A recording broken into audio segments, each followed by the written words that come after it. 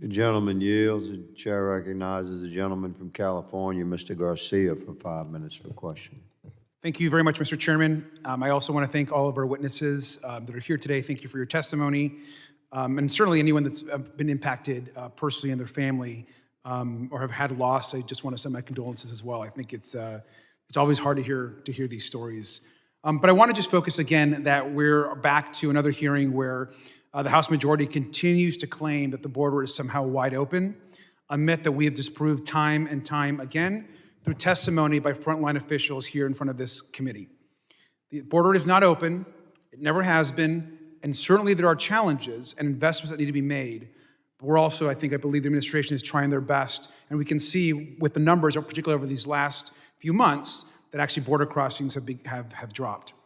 Now, I also want to note that Democrats, like those in the majority, want a safe and secure border.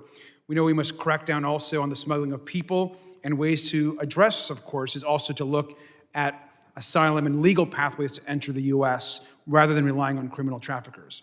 I'd also want to remind the people and the people that are watching, the American public, that every member of the Republican House majority, they actually voted to eliminate the Shelter and Services Program, which provides the most effective federal support for bordered communities. Bordered communities actually need more support, not less. And I think we are committed to increasing and improving federal support through these programs. But I want to actually focus on something, Mr. Beer. Republicans continue this narrative that's apparently easy to immigrate to the U.S. and that anyone can access a legal pathway. So I want to turn to a chart which you have submitted in your written testimony and how you actually describe how we can actually enter and actually go through the immigration process. Mr. Beer, this looks not simple and quite complex. Can you briefly explain to the committee what I'm actually looking at here? Right, so this is a flow chart. You start at the top, you have to first get vaccinated, go through all the baseline requirements to immigrate. You can't be a serious criminal, you have to go through the security checks. That's all very difficult. That's even before you get to the pathways that are available. The refugee program, we've got 100 million displaced people around the world. Absolutely. The United States took 25,000 of those. We have the family-based system. We have first the diversity lottery. That's 32 million applicants for 55,000 slots.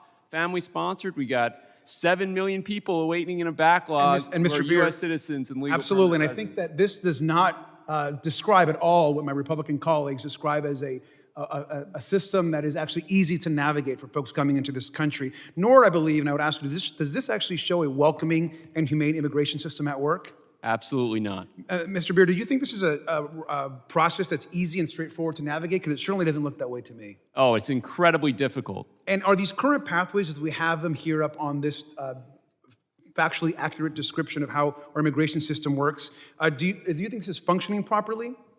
Absolutely not. It's breaking down at every single stage. And so I want to clarify, and you mentioned some of this, in our refugee program, for example, we admit 25,000 out of a global refugee population of 100 million.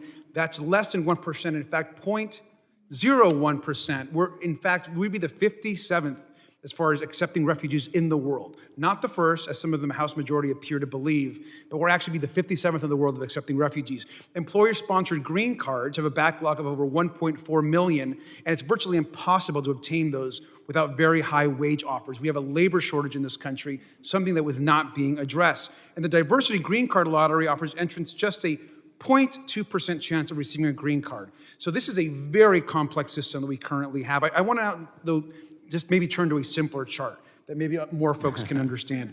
Mr. Beer, now my colleagues on the other side continue to demonize and scapegoat immigrants, but am I correct that immigrants are actually far less likely to commit crimes than the native-born American population that this chart clearly shows? That's right. In fact, this data comes from the Census Bureau. This isn't collected by the Cato Institute. And it's backed up by a lot of other research besides just the measurement here, which is who's incarcerated in the United States. Thank you. And I want to just be clear, we have, of course, legal immigrants here.